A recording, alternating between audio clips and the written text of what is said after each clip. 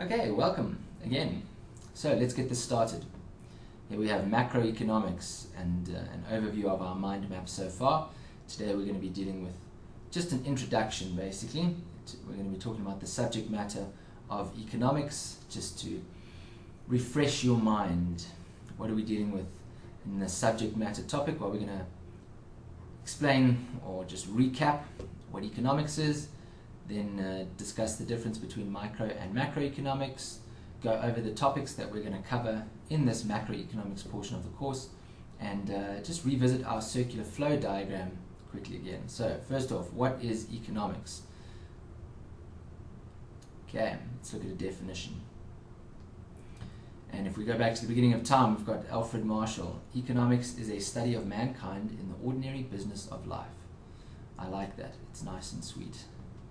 But if we look at what our Parkin textbook says, we get a little bit more complicated. Economics is the social science that studies the choices that individuals, businesses, governments, and entire societies make as they cope with scarcity, and the incentives that influence and reconcile those choices. Goodness gracious. Okay, otherwise, in the Mankiw textbook, economics is the study of how society manages its scarce resources. Thank you for short and sweet, Mr. Mankiw. Economics is the social science concerned with how individuals, institutions, and society make optimal or the best choices under conditions of scarcity. That comes from our McConnell textbook. I think all of these definitions have one thing in common, which is to do with the fact that we're dealing with people and we want to understand the decisions that they make, and usually these decisions are influenced by the fact that we have scarce resources. But here's a bunch of YouTube videos. You can click on any of them in the mind map and they will explain to you what economics is as well. They give you alternative definitions. The first video over here is a fairly straightforward video of a definition, much like what we've seen in our blocks on the left there. This video over here I really like, and this video over here is way out there. This is a definition I've never thought of before, but enjoy yourself watching that. Let me just show you how this works. So we can click on this video here. All right, let's face it, economics is boring, confusing, intimidating, frustrating in the hands of an amateur. It is much worse in the hands of a professional. I came across a 4-word definition for economics that is perfect. People respond to incentives. This is what your industry is all about. This is what this country is all about.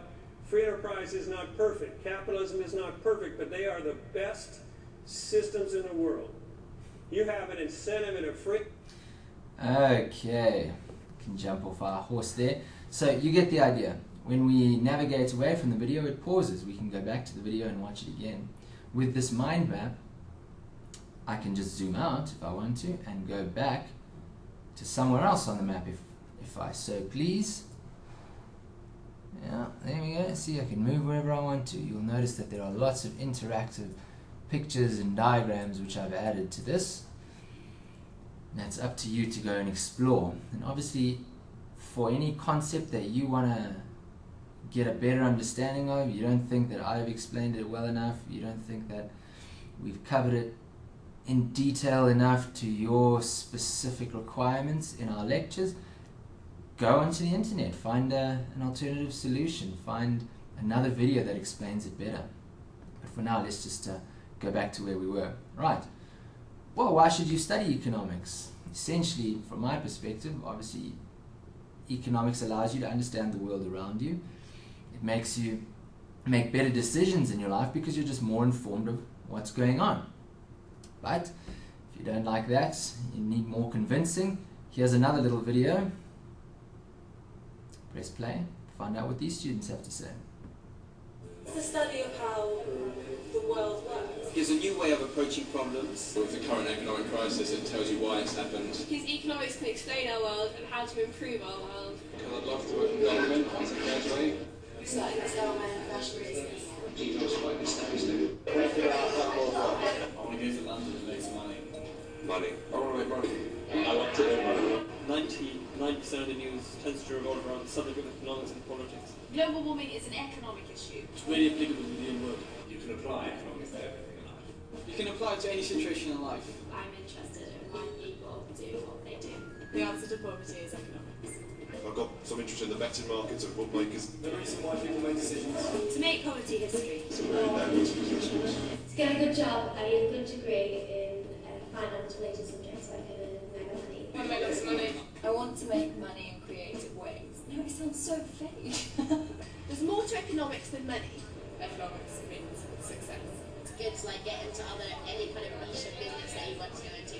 Broad understanding of business. Because I want to start my own business. Probably because I thought maybe leave me in the business because I wanted understanding of the forces that affect our lives. It's a stepping stone for your career. I've got a lot of options over Facebook. Yeah, maybe just to get a job when I finish university. To go into the public sector.